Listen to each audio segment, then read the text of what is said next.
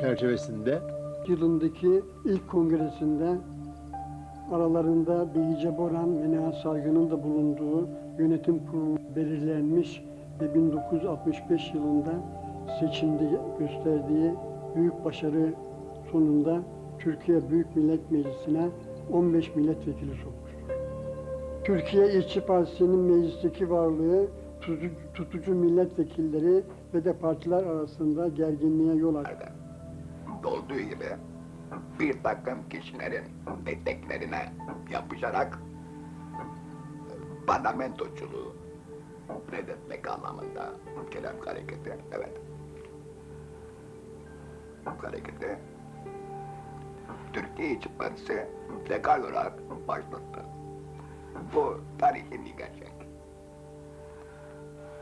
Da bu gerçeğin içinde bunu söylemek de ondan evvel, ondan önceki işçi sınıfı tarihinde başka bir parti yahut da partiler yoktur. Ya da o partileri reddetmek anlamına gelmiyor bu sözler. Elbette ki tarihsel olarak 1961'den önce kurulan, çalışan, büyük emekleri geçen işçi sınıfı partileriyla tarihsel bağlarımız vardı ve buna müdriktik.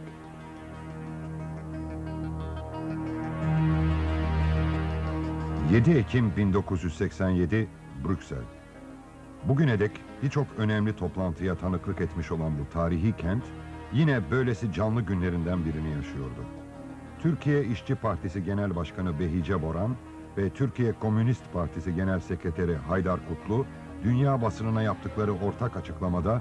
...iki partinin birleşerek... ...bundan böyle Türkiye Birleşik Komünist Partisi adı altında... ...ülkenin demokratikleşmesine katkıda bulunmak üzere çalışacaklarını duyuruyorlardı. Partimiz sekter, içine kapanık bir parti olmayacaktır. İşçi sınıfını yalnızca kendimizin temsil ettiği, gerçeğin yalnızca bizim tekelimizde olduğu iddiasında değiliz.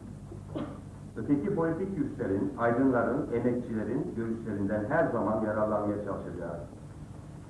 Türkiye'nin sahip olduğu barışçı, demokratik ve hümanist fikir potansiyelinin politik sisteme, parlamentoya, ülke yönetimine yansıtılması için çaba göstereceğiz. Canlı bir tartışmadan yanayız. Bunun için eskisinden çok daha belirgin olarak partimizde demokrasi iç yaşamın vazgeçilmez normu olacaktır. Dışımızdaki güçlerle her zaman yapıcı bir görüş değiş tokuşundan yana olacağız. Ülkemizin özgürce, uygarca bir politik tartışma kültürüne, yeni bir demokrasi kültürüne ihtiyacı vardır. Ülkenin sorunlarına çözüm bulma konusunda sonuç almaya yönelik diyalog ve ortak fikir üretmeden başka dolu bir araya getirecek, demokrasi güçleri arasında mutabakat sağlayacak bir yol yoktur. Bir gazetecinin sorusu üzerine Behice Boran, demokrasi ve birlik konusunda şunları söylüyordu. Zor güçlerin birliği dediğimiz zaman kimseyi dışarıya bırakmak istemiyoruz. Öyle bir niyetimiz yok ama birlik biliyorsunuz iki taraflı bir anlaşmayla olur. Yani bir grup, bir parti veya bazı kişiler böyle bir birliğe katılmak istemiyorlarsa katılmazlar, yani zorla onları o birliğe dahil edemezsiniz. Tabii bu zor birliği alırken bunun içinde dengelenmeler olduğunu da unutmamak lazım. Daha gerçek olan, daha birbirine yakın olan, anlaşması kolay olan bir blok düşünülebilir. Daha uzak çevrelerde olan, sola daha uzak olan ama gene de solda çalışıp addedilebilecek, sayılabilecek gruplar olabilir. Yani Türkiye'deki bu demokrasi konusundaki yanlış anlayışları, kısıtlı anlayışları değiştirmek ve gelenekleşmiş olan demokrasi adına bu anlayışlardan doğan davranışları, gelenekleşmiş olan bunları değiştirmek ve bunların yerine daha gerçek anlamda demokratik olan ve bilhassa da daha gelişmeye açık olan demokrasi anlayışlarını, demokratik tutumları ve demokratik davranışları geliştirmek. Yani demokrasi bildiğiniz gibi sizin de sadece 4 senede bir seçimler yapıp parlamentoya seçmek değil. Bütün bir kültür, bir anlayış, bir duygu, alışkanlıkları, kişisel, duygusal alışkanlıklar, tutumlarda, davranışlarda alışkanlıklar, gelenekler, düşüncelerde alışkanlıklar ve gelenekler oluyor. Bunu değiştirmek lazım. Birleşme kararının açıklanmasından sadece 3 gün sonra 10 Ekim 1987 tarihinde Türkiye ve dünya demokrasi güçleri yiğit bir evladını, Behice Boran'ı yitiriyordu.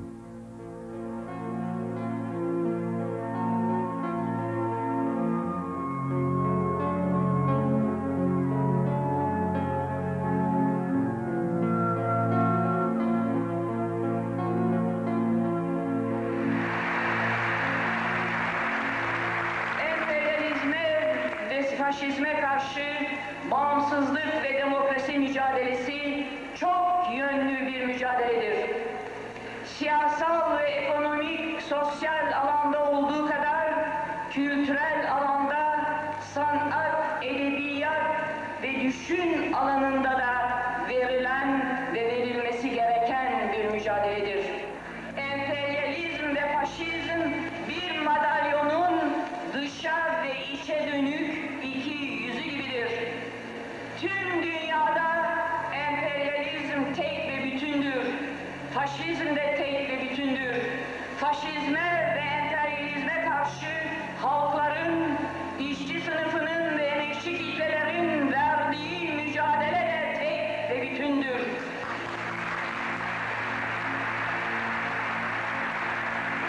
Emperyalizme ve faşizme karşı bağımsızlık ve demokrasi mücadelesinin yolu, sosyalizme giden mücadelenin yolu, dikensiz bir gül bahçesinden geçmez. Tersine bu yol çok engebelidir, engellerle doludur. Zaman olur, hareket duraklayabilir, hatta gerileyebilir. Hareketin durakladığı ve gerilediği haller tarihte görülmüştür. Ama her duraklama ve gerileme döneminden hareket daha büyük bir birikim ve hız kazanarak çıkar. Dünyada faşizme ve emperyalizme karşı mücadele veren tüm halklara özgürlük ve mutluluk, faşizme ve emperyalizme ölüm.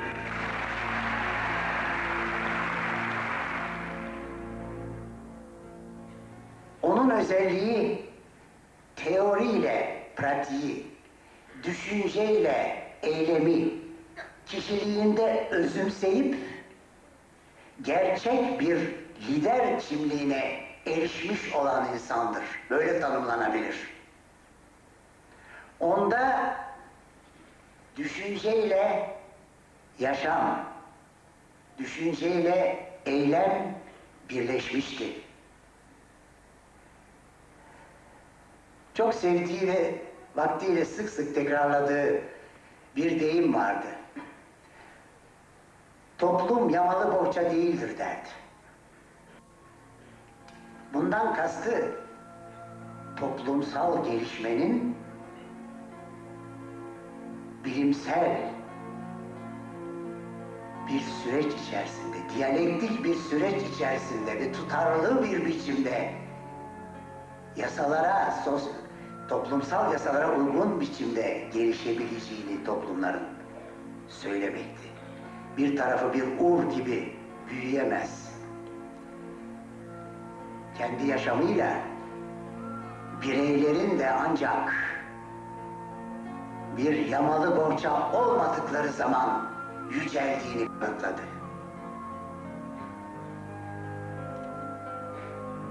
Birkaç kelimeyle onun eşsiz moral gücünden de söz etmek istiyorum. Devrimci liderlerin genellikle büyük sıkıntılara, mücadeleleri içinde, büyük sıkıntılara, hapislere, maddi ve manevi güçlüklere göğüs vermek zorunda kaldıkları bilinir. Ancak Behice'nin yaşamında bu güçlükler inanılmayacak ölçülere varmıştır. Ve buna karşın bir an bile yıkılmamış, yıkılmak ne söz, bir an bile yaşamında yılgınlığa düşmemiştir. Bütün yaşamı bunun tanığıdır. Öyle bir güç, moral güç ancak topluma kendini adamış büyük insanların kalitesi niteliğidir.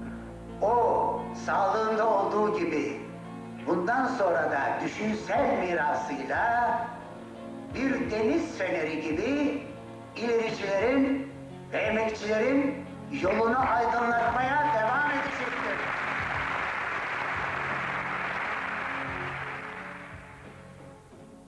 Türkiye'de demokratikleşme sürecine azami katkıda bu partinin Hepimiz Türkiye'nin büyük çoğunluğu, çok büyük çoğunluğu, bir avuç dışında kalan büyük çoğunluğu Türkiye'nin artık eriştiği noktada demokrasiye layık olduğunu biliyoruz ve bunu gerçekleştirmeye gidiyoruz.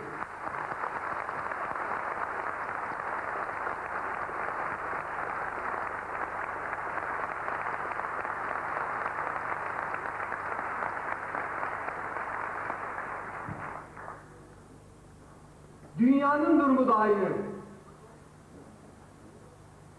Bugün öyle bir noktaya geldik insanlık, ya bir nükleer savaşla topyekün insan nesli ve onunla beraber diğer canlı mahlukat yok olacak, veya tekniğin, bilimin bu yeni gelişmelerinden de tamamen yararlanarak bir arada barış içinde yaşamayı ve gelişmeyi öğrenecek. Bunun yolunu bulacak. Bunda da bu tür mesajlar geliyor etraftan, yani gelmeyin mesajları. Bu bir Türkiye Cumhuriyeti vatandaşı olarak çok tuhafıma gidiyor. Neden ülkemize gelmeyeceğiz? Tutuklanma meselesine gelince biz hep söyledik, biz yargıdan kaçmıyoruz. Ama aynı zamanda tutuklanmayı da elbette insani onurumuzla bağdaşır görmüyoruz. Biz bir suç işlemedik. Biz düşünce suçu kabul etmiyoruz. Tutuklandığımız durumda bütün olanaklarımızla bunu elbette protesto edeceğiz. Türkiye'de hükümet yumuşama getirdiğini söylüyor. Demokrasi getirdiğini söylüyor. Ama onun arkasından da bize gelmeyin demek bu tutumlarıyla bağdaşmıyor. Artık herkesin karar vermesi lazım. Demokrasiyi gerçekten istiyor mu, istemiyor mu? Gitmeden önce Avrupa'daki demokrasi güçlerine ve göçmen işçilere iletmek istediğiniz mesaj var. Elbette ülkeme dönmekten dolayı sevinçliyim. Orada zorluklarla karşılaşacağımızı biz elbette çok iyi biliyoruz. Ama giderken dostlarımızın verdiği destek bizim içimizi ısıtıyor ve bize büyük güç veriyor. Ülke içinde ve ülke dışında. Ve bu moralle biz işçi, emekçi halkımızın iş, ekmek, özgürlük mücadelesinde kendi katkımızı yapacağız elimizden geldiği ölçüde. Bize inanabilirler. Ülkemizin demokrat, barışçı, aydınlık geleceği için mücadele ediyoruz. Ben inanıyorum ki eğer el birliği yapabilirsek, omuz omuza verebilirsek Türkiye aydınlığa çıkacaktır ve bir başka da yolu yoktur bunun.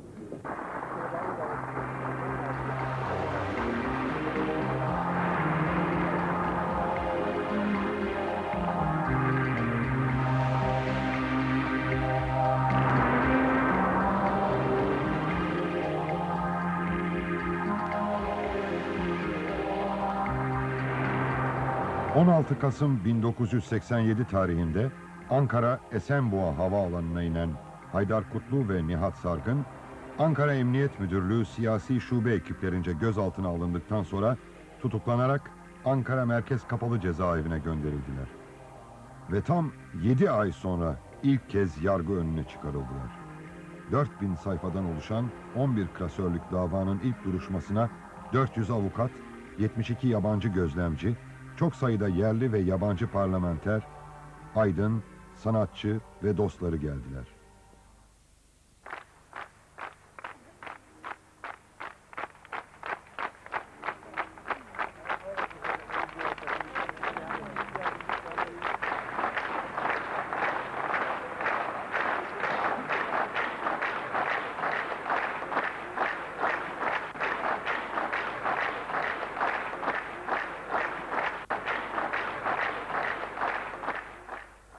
Duruşmayı izlemeye gelen pek çok yabancı konuk arasında ünlü Yunanlı sanatçı Mikis Theodorakis de vardı.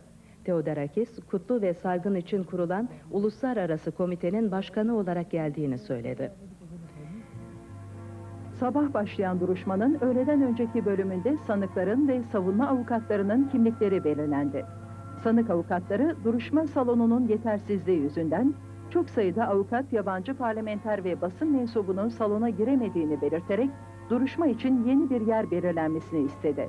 Haydar Kutlu ile Nihat Sargın da duruşmada gerekli aleniyetin sağlanması için aynı doğrultuda istekte bulundular. Konuyu görüşen mahkeme heyeti bu isteği yerinde bulmadı ve duruşmanın öğleden sonra da aynı salonda devam etmesini kararlaştırdı.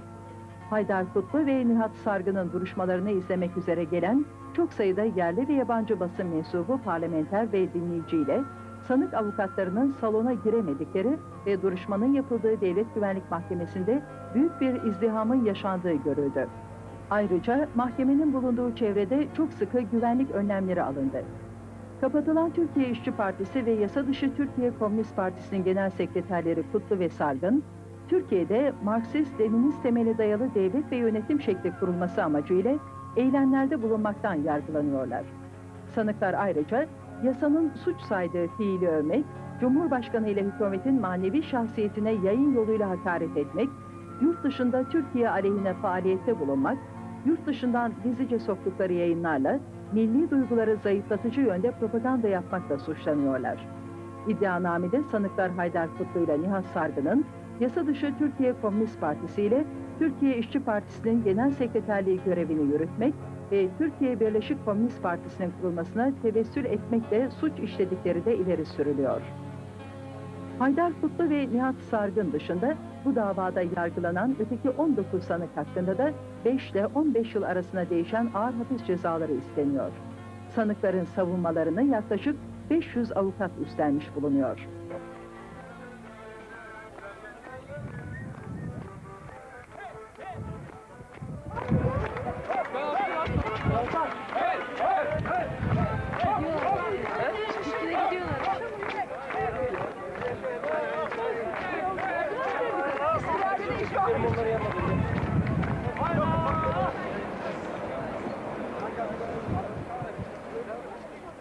Duruşmalar sürdükçe ulusal ve uluslararası dayanışma da yükselerek devam ediyordu. 1988 yılında İnsan Hakları Evrensel Beyannamesi'nin kabul edildiği gün olan 10 Aralık tarihinde bir grup TBKP üyesi politik göçmen Türkiye'deki yasallaşma mücadelesine katılmak üzere ülkelerine dönüyorlardı. Gelenlerden 3'ü gözaltına alınırken diğer 5 politik göçmen yurttaşlıktan çıkarıldıkları gerekçesiyle geri gönderiliyorlardı. Sayın basın mensupları, ülkemiz hukuk devleti olmasına gölge düşürülmüştür. İdare yargı kararını yok saymıştır. Oysa anayasamızda kuvvetler ayrılığı vardır. İdarenin yargı kararlarını yerine getirme mecburiyeti vardır. Yani vatandaşlıkların kaybına kararından sonra mahkemeler bu insanları dünyanın neresinde bulunursa bulunsun yakalayıp bana getirin demiş. Şimdi idare mahkemenin bu hakkını tanımıyor. Zaten vatandaşlıklarının kaybına karar vermesinin nedeni de haklarındaki dik soruşturması nedeniyle bulunamamalarıydı. Şimdi bu insanlar burada bu sebeple yargılanmayı kabul ediyoruz ve ülkemizde olmak istiyoruz dedikleri zamanda doğrudan doğruya yeniden vatandaşlığa iade hakları da doğmuştur. Kendileri konsolosluklara başvurmuştur. Yeniden vatandaşlığa iadeleri konusunda. Bir red kararı da şu ana kadar yoktur. Eğer red kararı olsa bile iade etmeleri mümkün değildi. Yargı yolu açılmış olacaktı. Bizler avukatları olarak Danıştay'a dava açacaktık. Biz bu hakkı gene kullanacağız. Ama şimdi müvekkillerimizin vatandaşlık hakkı böylece gasp edilmiştir. İdare yargıyı tanımadığını dünyaya ilan etmiştir. Türkiye'nin onuruna yakışmaz bir davranıştır bu. Biz bunu şiddetle kınıyor, hukuk adına protesto ediyoruz. Hatırlat.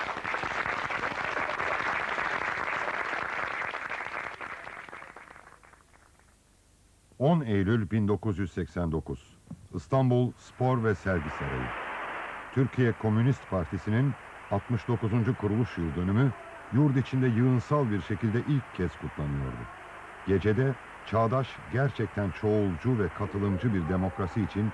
TBKP üzerindeki yasağın kalkması talep edilmiş... ...ve bu talep geniş çevrelerin desteğini almıştı. Geceye çok sayıda milletvekili, aydın, yazar, sendikacı ve meslek örgütleri temsilcilerinin yanı sıra yaş ortalamaları 65'i bulan eski TKP üyeleri de katıldı.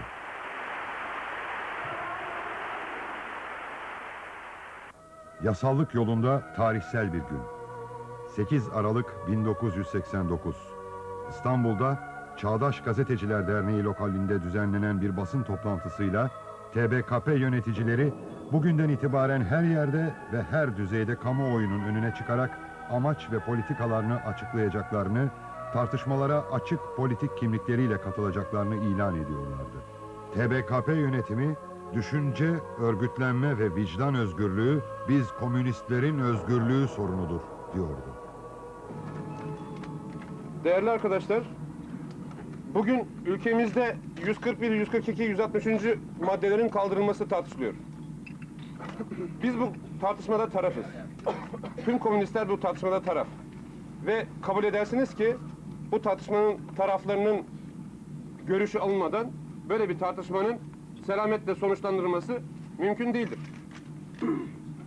Bunu dikkate alarak TBKP'liler bugünden itibaren her yerde ve her düzeyde kamuoyunun önüne çıkarak amaç ve politikalarını açıklayacak, tartışmalara açık politik kimlikleriyle katılacaklardır. Demokratik bir tartışma olabilmesi için TRT'nin ve öteki tartışma kürsülerinin komünistlere de açılmasını talep ediyoruz. Ayrıca 141 ve 142. maddelerin kaldırılması konusunda geniş bir toplumsal mutabakat varken TBKP Başkanı Nihat Sargın ve Genel Sekreteri Haydar Kutlu'nun hala hapiste tutulmasının izahı mümkün değildir, anlaşılır bir şey değildir. Bu durumda eşit haklı bir tartışmadan söz de edilemiyor. Birleşik Komünist Partisi çağı yakalayabilmek için öncelikle şu 3 noktada yoğunlaşmayı öneriyor. Birincisi, geleneksel devlet anlayışı ve devlet politikaları terk edilip hızla devletin demokratikleşmesi, gerçekten çoğulcu ve katılımcı bir rejimin kurulması sağlanmalıdır. 2. Kürt sorunu adil, demokratik, barışçı bir çözüme kavuşturulmalıdır. 3. Teknolojik yenilenme, mülkiyetin geniş çapta yaygınlaştırılması ve üreticilerin katkıları oranında pay alması temelinde ekonominin verimliliği hızla artırılmalıdır. Türkiye önüne yeni bir hedef koymalıdır. Artık yalnızca Batı toplumlarına hükünmekten vazgeçilmelidir. Özgür tartışma üzerine inşa edilecek geniş demokratik mutabakatlarla Türkiye önüne bilime, tekniğe, özgürlük ve katılıma dayalı yeni çağdaş bir perspektif koyabilmelidir. Yenilenen dünyada devlet hala 100 yıl önceki anlayışlarla nasıl işlevli olabilir? Türkiye'nin korunmaya muhtaç bir devlete ihtiyacı olduğuna biz inanmıyoruz. Türkiye'nin halkın hizmetinde çağdaş bir devlete ihtiyacı var. Çağdaş devletin güvencesi, yasaklar, silahlar, şiddet değil, halkın özgürlüğü, kültürel düzeyi, politik karar mekanizmalarına katılımıdır. İktidar yaygınlaştırılmalı ve halkın denetimine tamamen açılmalıdır. Bütün toplumun her konudaki görüşlerini özgürce dile getirmesi, bu doğrultuda demokratik, barışçı, özgür faaliyet gösterebilmesi, günümüzde tek etkili, sonuç alıcı, yenilenme ve ilerleme kaynağıdır. Bu açıklamanın hemen arkasından sadece 12 gün sonra TBKP İstanbul İl Örgütü de Behice Boran'ın mezarı başında düzenlediği basın toplantısında istemlerini dile getiriyor, yasal politik çalışma hakkını kullanıyordu. İstanbul İl Örgütü'nün ardından sayıları 20'ye yakın il ve ilçe örgütleri de açık kimlikleriyle ortaya çıkıyorlardı. Biz İstanbullu komünistler olarak yıllarını özgürlük mücadelesine adamış değerli bir insanın, partimizin onursal genel başkanı Behice Boran yoldaşımızın huzurunda sizlere seslenmekten kıvanç duyuyoruz. Üzerinde yaşadığımız gezegende son yıllarda göz ucuyla izlenemeyen hızlı gelişmeler yaşanıyor. Dünyada esen barış, özgürlük, demokrasi ve yenilenme rüzgarları ülkeleri ve rejimleri derinden etkiliyor. Soğuk savaş yerini barışın sıcaklığına bırakıyor. Dünyamız artık ileriye dönük, çağa uygun ve insanı merkeze alan yaklaşımlara ve yapılanmalara yöneliyor. Ülkemiz de bu gelişmelerin dışında kalamaz, zaten de kalamıyor. Yıllardır binbir kahırla süren barış ve özgürlük mücadelesi yeni boyutlar kazanıyor. Son günlerde kamuoyunun geniş ve yoğun ilgisini çeken, rejimin demokratikleştirilmesi temelinde yürütülen insan hak ve özgürlükleri sorunu, Türk Ceza Yasası'nın 141, 142, 163. maddelerinde simgeleşen düşünce ve örgütlenme özgürlüğü üzerindeki yasakların kalkması sorunu üstüne tartışmalar tüm yakıcılığıyla sürüyor. Tartışmaların açık tarafı olan komünistlerin platformlarda temsili sağlanmaksızın sürecin kamuoyunu doyurucu bir sonuca götürmeyeceği de net olarak görünüyor. Bu nedenle İstanbullu komünistler olarak bizler de açık politik kimliklerimizle her düzeyde ve her alanda görüşlerimizi açıklamak gereği duyuyoruz.